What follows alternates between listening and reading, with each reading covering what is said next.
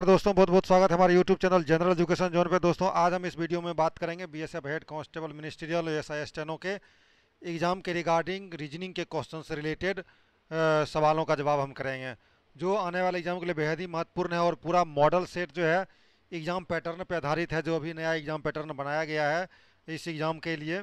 और इसी से रिलेटेड क्वेश्चन लगातार, इसी बेस्ड पे क्वेश्चन लगातार एग्ज़ाम में पूछा जा रहा है, क्योंकि ये 20 मार्क्स का टोटल क्वेश्चन होता है और ये मेरिट बनाने के लिए बहुत ही उपयोगी होता है। तो चलिए पूरा एक एक करके के हम समझेंगे हर एक क्वेश्चन का और पूरा जवाब जानेंगे, ताकि आपको तैयारी करने में काफ़ी बूस्टअप मिल सके। चलिए आज का ये वीडियो शुरू करते हैं। अगर आप चैनल पर नए हो तो चैनल को सब्सक्राइब कर लीजिए और बेल आइकन दबाइए, ताकि सबसे पहले वीडियो की नोटिफिकेशन आपको मिले। सबसे पहले आपके स्क्रीन पर ये वीडियो क्वेश्चन देख रहे होंगे। पहला क्वेश्चन है यहाँ पे W1 और W2 अनुपात 2:3 है, W अनुपात W3 1:2 है, तो W2 अनुपात W3 निकालना है। देखिए W1 इसमें भी है, W1 इसमें भी है, लेकिन अगर W1 बराबर यहाँ काउंट कर, यहाँ 2 दिखा रहा है और यहाँ W2 बराबर 3, इसमें है W1 बराबर 1 बता रहा है और W2 बराबर जो है W3 बराबर 2 बता रहा है। तो हम पहले W1 को इसके बराबर कर लेते हैं, तो इससे इस वाले में 2 से अनुपात में गुना कर देंगे, तो W1 अनुपात W2 बराबर हो जाएगा 2:4 हो जाएगा। अभी यहाँ पे देखिए W1 बराबर 2 यहाँ पे भी आ गया और W1 बराबर 2 यहाँ पे भी है, तो इसका मीन्स अगर W1 बराबर 2 लिखेंगे तो W2 बराबर 3 हो जाएगा और यहाँ W3 बराबर क्या हो जाएगा, यहाँ पे 4 हो जाएगा। तो इसलिए हो जाएगा W2 अनुपात W3 बराबर हो जाएगा 3:4, क्योंकि W2 का मान यहाँ पे क्या आ रहा है, देखिए यहाँ पे W2 निकालना है, इसका मान है 3 यहाँ पे देखिए, और W3 का मान क्या आ रहा है, W3 का मान 4 है, तो 3:4 हो जाएगा। ऑप्शन नंबर बी ये सही हो जाएगा। नेक्स्ट क्वेश्चन है ललिता के पिता का विवाह सरिता की माता से हुआ। देखिए ललिता के पिता का विवाह सरिता, मतलब ललिता और सरिता आपस में भाई बहन है, या बहन होगा या भाई भाई होगा, तो माता से हुआ। ललिता की 2 पुत्रियां प्रिया और गौरी है, ये ललिता की 2 पुत्रियां प्रिया और गौरी है। और सरिता के 2 पुत्र अतुल और राकेश है। ठीक है, ध्यान रखिएगा। विवेक प्रिया का पिता है। अब देखिए प्रिया है मतलब विवेक प्रिया का पिता है, मतलब ललिता और विवेक जो है वाइफ हस्बैंड है। ललिता और विवेक क्या है, वाइफ हस्बैंड है। जबकि जो है मंगेश राकेश का पिता है, और मंगेश राकेश का पिता है, तो इसका मतलब हो गया मंगेश और सरिता क्या है, वाइफ हस्बैंड है। अब बोल रहा है ललिता के पिता। अब ललिता के पिता जो है अतुल के पिता से किस प्रकार संबंध होगा, तो फादर इन लॉ, क्योंकि ललिता का जो पिता है, ललिता का पिता कौन है, ललिता का पिता विवेक है। ठीक है, तो ललिता के पिता जो है अतुल के पिता से क्या संबंध रखता है, तो अतुल का पिता यहाँ पे कौन है, अतुल का पिता यहाँ पे मंगेश है। मीन्स मंगेश और ललिता के पिता में फादर इन लॉ का रिलेशनशिप होगा। ये आप पूरा ध्यान से देखने के बाद पता चल जाएगा आपको। उम्मीद करता हूँ कि क्वेश्चन समझ में आया होगा, तो ऑप्शन नंबर सी सही हो जाएगा। ठीक है, नेक्स्ट क्वेश्चन देख लेते हैं। नेक्स्ट क्वेश्चन आप देख रहे हैं यहाँ पे एक अनुक्रम दिया गया है जिसमें से एक पद लुप्त है, दिए गए विकल्प में से वह सही विकल्प चुनिए जो अनुक्रम को पूरा करे। यहाँ देखिए 3, 6, 8। रीजनिंग का मतलब होता है कि आपका माइंड कितना पावर है, कितना आप सोचते हैं, कितना सही सोचने का आपके पास क्षमता है, ये आइडिया आपको चेक किया जाता है। अब यहाँ पे देख रहे हैं, यहाँ आप देखिएगा तो देखिए 3 दूनी 6 दूनी 3 दूनी 6, 2 8 हो रहा है, मतलब 2 से मल्टीप्लाई है और +2 जुट रहा है। उसके बाद यहाँ देखिए 8 दूना 16 +2 18 हो रहा है। तो इसका नेक्स्ट सीरीज यहाँ पे क्या आया था, 18 दूनी 36 2 38 आता, लेकिन हमें नेक्स्ट नहीं निकालना है। अभी ये वाला देखिए 6 दूनी 12 4 16 आ रहा है, मतलब इसमें 4 जो रहा है, 2 से गुना करने के बाद 4 जो रहा है, तो 16 दूनी 32 और 4 कितना हो जाएगा 36। ऑप्शन नंबर सी ये सही हो जाएगा। ठीक है, तो ये आपको पकड़ने का ये तरीका है। नेक्स्ट है एक आदमी की ओर इशारा करते हुए अहिल्या ने कहा। देखिए एक आदमी की ओर इशारा करते हुए अहिल्या कह रहा है मैं उसके दादा के इकलौते पुत्र के पुत्र से विवाहित हूँ। मतलब मैं, अहिल्या है, ये अहिल्या है और ये कोई आदमी है, तो ये इसके ओर इशारा करते हुए कह रहा है कि मैं इसका जो दादाजी है इसके इकलौते पुत्र, इसका इकलौता पुत्र मान लीजिए पी है, इकलौते पुत्र के पुत्र से विवाहित हूँ। पुत्र के पुत्र से विवाहित है, इसके भी पुत्र है उसका से विवाहित है, मतलब तो इसका मतलब ये दोनों वाइफ हस्बैंड है। अभी देखिए इसका इससे क्या संबंध हो गया, मतलब इसके पुत्र का जो है ये बहू हो गई, और इसके इसके ससुर का संबंध हो गया, मतलब सास ससुर और बहू का संबंध हो गया। वह आदमी अहिल्या से किस प्रकार संबंधित है? तो क्या हो जाएगा, ब्रोदर इन लॉ हो जाएगा। क्या हो जाएगा, ब्रोदर इन लॉ।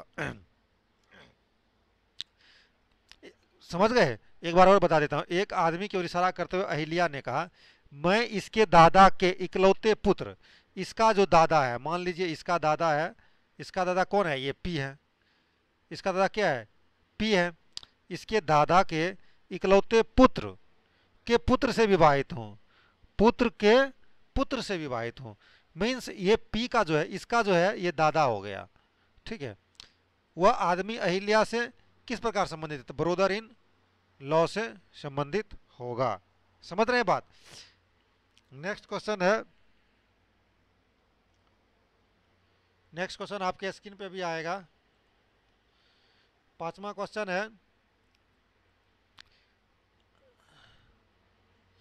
अजय, यहां देख रहा है अजय लड़कों की एक पंक्ति दोनों छोर से 15वें स्थान पे है। अजय जो है लड़कों की एक पंक्ति है, मान लीजिए ये एक पंक्ति है, और दोनों छोर से अगर लेफ्ट से काउंटिंग करें इधर से भी ये 15वां स्थान पे है, ठीक है, और इधर से काउंटिंग करें तो इधर से भी ये क्या है, 15वां स्थान पे है। मतलब अजय के बाएं तरफ भी 14 आदमी है, अजय के दाहिने तरफ भी 14 आदमी है, एक अजय हो गया, तो 14 दूनी 28, एक अजय 29 हो गया, टोटल 29 हो जाएगा। समझ रहे हैं? अजय दोनों तरफ से बीच में है, तो इसका मतलब अजय के बाएं तरफ 14, अजय के दाहिने तरफ 14, एक अजय हो गया, तो 14 दूनी 28, 29 हो गया।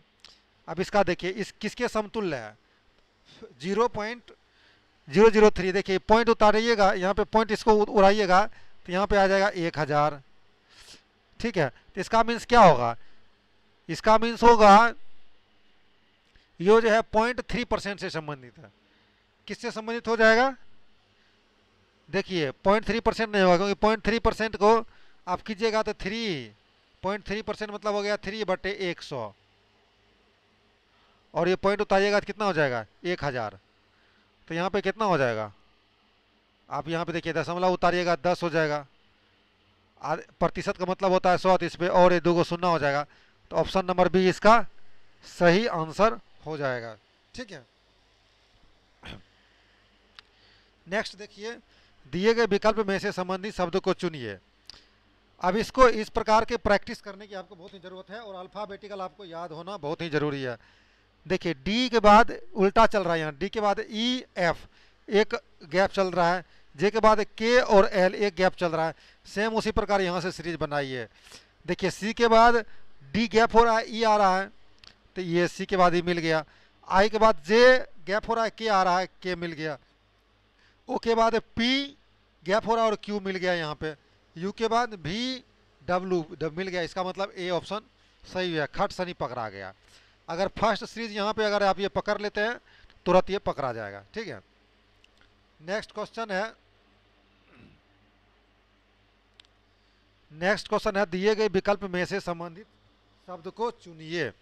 हाथ कहाँ पे लगाता है, दस्ताना में, हाँ दस्ताना कहाँ पे लगाते हैं, हाथ में लगाते हैं। तो सिर क्या होता है, सिर में क्या लगाया जाएगा, टोपी, गला, हेयर पिन, बाल। सिर में क्या लगाया जाएगा, टोपी लगाया जाएगा। जैसे दस्ताना हाथ में लगाते हैं तो सिर में टोपी लगाते हैं। दिए गए समीकरण को संतुलित करें। इस प्रकार के क्वेश्चन बार बार हर एक एग्जाम में पूछा जाता है, और इसमें भी पूछा जाएगा, और पिछले साल से भी पूछा जा रहा है इस प्रकार के पैटर्न को। जोड़ घटाव गुणा भाग ऐसे आपको संतुलित करना है, इस समीकरण को संतुलित करना है। तो देखिए संतुलित कैसे करेंगे, 6 पंचे 30, आप यहाँ पे देख रहे होंगे 6 पंचे 30 8।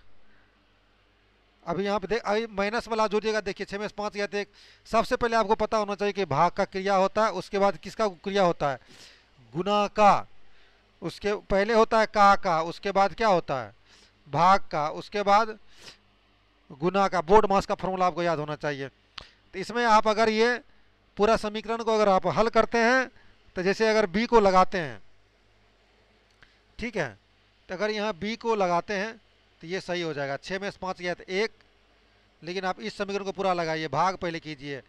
8 में से 4 गया तो 2, 8 में 4 से भाग देंगे 2 हो गया, और 2 को 10 से क्या करेंगे, आप इसमें समीकरण को बी नंबर समीकरण लगाइए और मिल जाएगा आपको आंसर।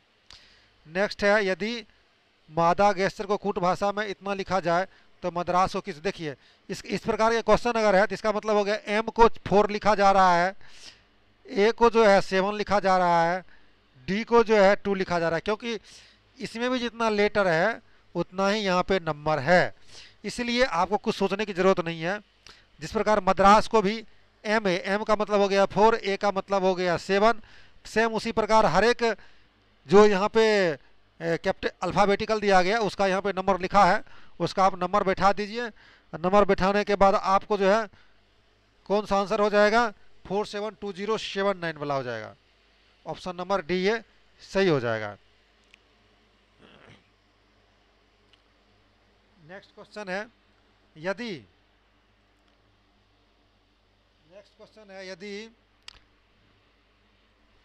यदि C बराबर 3 और CEP बराबर 24 हो तो HUX का क्या लिखा जाएगा।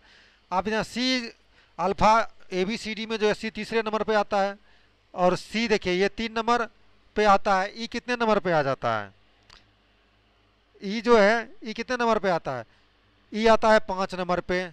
और P कितना नंबर पे आता है, देखिए 3 5 5 3 8 हो गया। और P आता है, ये आता है 16 नंबर पे। तो 5 3 8 16 8 24 हो गया। तो इसका मतलब सभी का जो है अल्फ़ाबेटिकल में ABCD में जितने नंबर पे वो आ रहा है उसका ही मान बैठा के यहाँ जोड़ दिया जा रहा है। तो इसका मतलब हो गया H कितने नंबर पे आता है, H ABCD में आता है 18, सॉरी ये आता है 8वां नंबर पे, ठीक है। H आता है 8वां नंबर पे। U कितने नंबर पे आता है, U आता है 21 नंबर पे और X आता है 24 नंबर पे। आप इसको जोड़ दीजिए, 21 5 26 और 26 और 24 कितना हो गया, सॉरी 21 8 29 और 29 और 24 53 होगा। ये नहीं है यहाँ पे जो आप यहाँ देख रहे हैं, एक बार और आपको हम क्लियर करके बता देते हैं। H आता है 8 नंबर पे, ठीक है। U आता है 21 नंबर पे और X आता है 24 नंबर पे। तीनों को जोड़ दीजिए, उतना 53 हो जाएगा आंसर। नेक्स्ट है Z बीच में बैठे हैं, A P R X और Z एक सीधी रेखा में बैठा है, S और Z बीच में बैठे हैं। देखिए एक ये सीधी रखा है और S और Z, मान लीजिए S और Z ये बीच में बैठा हुआ है, इसमें कोई डाउट नहीं है, क्वेश्चन यही कर रहा है। A और P कोने पर बैठा है, A जो है A और P कोने पे बैठा है। तभी कौन लेफ्ट कोना पे कौन बैठा है, राइट कोना पे कौन बैठा है, ये हमें ज्ञात करना पड़ेगा, तभी हम बना पाएंगे। अभी देखिए R जो है A के ठीक बाएं बैठा है। अगर हम A को यहाँ पे बैठाते हैं तो बाएं तो होगा नहीं, इससे पहले कोई आदमी नहीं होगा, तो इसलिए ये बोल रहा है कि R A के ठीक बाएं बैठा हुआ है। तो इसका मीनिंग हो गया A इधर बैठा है, इसलिए इसके ठीक बाएं यहाँ पे R बैठा है। तो अब क्लियर हो गया कि P यहाँ पे बैठा होगा, इस कॉर्नर पे बाएं कॉर्नर पे P बैठा है। और अब कौन बच गया, देखिए SZ आ गया, RA आ गया, इसका मतलब X बच गया। तो P के जस्ट दाहिने कौन बैठा होगा, X बैठा होगा। ऑप्शन नंबर ए सही हो जाएगा। नेक्स्ट क्वेश्चन है, व्यक्ति A B C D E F G और H दिए गए वेन आरेख में एक वृत्ताकार मेज पर बैठा है। आप यहाँ पे देख रहे हैं वृत्ताकार मेज बना हुआ है और उस पर बैठा हुआ है। इसका जो मुंह केंद्र की तरफ नहीं है, केंद्र इधर है, केंद्र से बाहर की तरफ है। देख रहे हैं केंद्र के बाहर और उन्मुख है। जब व्यक्ति तीसरे स्थान को वामवर्त दिशा में चेंज होता है, जैसे ए है वामवर्त दिशा में चेंज होता है, मतलब इस डायरेक्शन में चेंज हो रहा है। ए है तीसरे स्थान पे जाता है, 1 2 3, मतलब ए सीधा एफ की जगह पकड़ लेता है। जब प्रत्येक तीसरे स्थान को वामवर्त दिशा में करता है तो कौन सा विकल्प सत्य है। बी का मुख पश्चिम दिशा की है, बी का देखिए पश्चिम दिशा ये हो गया, तो बी कहाँ पे आएगा, 1 2 3, सीधा पे बी यहाँ पे आ जाएगा, यहाँ पे आ जाएगा। और इसमें बोल रहा है कौन सा विकल्प सत्य है। अभी ये हो गया, ये बी का मुख पश्चिम दिशा की ओर है, तो ये भी निकल गया। ई का मुख पूर्व दिशा की ओर है, ई देख लेते हैं, ई का मुख पूर्व, ई यहाँ पे आएगा तो ये पूर्व दिशा की ओर नहीं हुआ। एच का मुख उत्तर दिशा की ओर है, एच का मुख एच सीधे यहाँ पे आ जाएगा, उत्तर दिशा की ओर नहीं होगा। ए का मुख दक्षिण दिशा की ओर है, ए सीधा कहाँ पे आ जाएगा, ए का मुख दक्षिण दिशा की ओर है, ए यहाँ पे आ जाएगा एफ की जगह। तो इसका मतलब सिर्फ ऑप्शन नंबर ए ही सही होगा, बी का मुख पश्चिम दिशा में होगा। नेक्स्ट क्वेश्चन देख लेते हैं, बहुत इंपॉर्टेंट क्वेश्चन है। नेक्स्ट क्वेश्चन, काव्या गणेश से बड़ी है, गणेश पारुल से। देखिए काव्या जो है गणेश से बड़ा है, तो मान लेते हैं ये काव्या है। गणेश से बड़ा है, ये क्या है, काव्या गणेश से बड़ी है, मतलब इससे गणेश से ये छोटा होगा। गणेश से ये क्या है, मतलब काव्या गणेश से बड़ी है, इसका मतलब गणेश इससे छोटा है। गणेश फारुल से बड़ी है, अब फारुल ये हो गया, फारुल फारुल से बड़ी हो गई। अभी गणेश जो है फारुल से बड़ी है। फारुल राजू से छोटी है, फारुल जो है राजू से छोटी है, मतलब राजू इसके बीच में ही आएगा, ये हो गया राजू। राजू गणेश से छोटा है, भाई राजू जो है गणेश से छोटा है, मतलब यहाँ पे गणेश भी आएगा, तो ये हो जाएगा गणेश। देखिए आपको क्लियर करके बताता हूँ थोड़ा लंबा करके। काव्या गणेश से बड़ी है, तो ये हो गया काव्या, ये हो गया काव्या। काव्या गणेश से बड़ी है, तो यहाँ पे हो जाएगा ये गणेश, ये गणेश हो गया। गणेश पारुल से बड़ी है, गणेश जो है पारुल से बड़ी है, तो ये हो गया पारुल। पारुल राजू से छोटी है, पारुल जो है राजू से छोटी है, मतलब पारुल यहाँ पे राजू है, ये राजू से छोटी है। राजू गणेश से छोटा है, राजू किससे छोटा है, राजू गणेश से भी छोटा है, मतलब गणेश जो है राजू से बड़ा है। तो उनमें से सबसे बड़ा कौन है, सबसे बड़ा यहाँ पे क्या होगा, काव्या होगा, क्योंकि काव्या जो है गणेश से बड़ा है, तो काव्या हो जाएगा बड़ी। आप यहाँ पे देख रहे हैं काव्या यहाँ सबसे बड़ा आ गया। नेक्स्ट है, एक व्यक्ति एक बिंदु से चलना शुरू करता है और 1 किलोमीटर चलता है, उत्तर की दिशा, मान लीजिए उत्तर, आपको पता होना चाहिए जब भी आपके जो क्वेश्चन है ऊपर में हमेशा नॉर्थ होता है और नीचे में हमेशा क्या होता है, ये साउथ होता है, ये ईस्ट होता है और ये होता है वेस्ट। ये यूनिवर्सल सत्य है, हर जगह कहीं चेंज नहीं होगा। तो एक व्यक्ति एक बिंदु से चलना शुरू करता है और 1 किलोमीटर चलता है, मान लीजिए ये बिंदु है यहाँ से, और यहाँ से 1 किलोमीटर चलना शुरू कर दिया, 1 किलोमीटर यहाँ पे चला, उत्तर चलता है उत्तर दिशा की ओर, फिर वह अपनी दाहिनी ओर मुड़ता है। चलता है किस दिशा की ओर, उत्तर दिशा की ओर। तो हम यहाँ से शुरू करते हैं, 1 किलोमीटर उत्तर दिशा की ओर चला, फिर वह अपनी दाहिनी ओर मुड़ता है, तो उत्तर दिशा चलेगा तो इसका दाहिना और ये होगा, मुड़ गया, और 3 किलोमीटर चलता है, यहाँ 3 किलोमीटर चल गया, फिर वह अपनी दाहिनी ओर, इसका दाहिनी फिर कहाँ हो जाएगा, इधर हो जाएगा, दाहिनी ओर मुड़ता है और 5 किलोमीटर चलता है, 5 किलोमीटर चल दिया ये, ले भाई ये 5 किलोमीटर हो गया। वह अपने आरंभिक स्थान से कितने दूरी पर है, आरंभिक स्थान ये है भाई, अब यहाँ से कितना दूरी पर होगा इसको हमको निकालना है, तो मतलब ये हो गया 4, क्योंकि यहाँ पे ये 1 है तो ये भी 1 हो जाएगा, और ये कितना, ये 3 हो गया, तो 3 और 4 है, मतलब ये हो गया एक समकोण त्रिभुज। कर्ण बराबर होता है लंब का स्क्वायर जोड़ आधार का स्क्वायर, रूट अंडर लंब का स्क्वायर जोड़ आधार का स्क्वायर, तो 3 स्क्वायर प्लस 4 स्क्वायर, मतलब 9 प्लस 16 हो गया 25, 25 का वर्गमूल हो जाएगा 5, मतलब 5 किलोमीटर वो किस दिशा में है। अब डायरेक्शन भी ढूंढना है, 5 किलोमीटर तो हो गया, अभी यहाँ पे है वो, तो 5 किलोमीटर किस दिशा में है, तो यहाँ पे आप देखिए इससे किस दिशा में है, इससे भी आपको ढूंढना पड़ेगा। तो ये किस दिशा हो गया, ये कौन सा दिशा है, ये हो गया वेस्ट ईस्ट, ये सॉरी साउथ ईस्ट हो गया, ये 5 किलोमीटर साउथ ईस्ट के दिशा में होगा। ये आपको ढूंढना बहुत ही जरूरी है दिशा। आप यहाँ पे दिशा देख रहे हैं, यहाँ पे ये दिशा हो गया, यहाँ से चला है तो ये दिशा होगा, ये वाला दिशा साउथ ईस्ट हो जाएगा।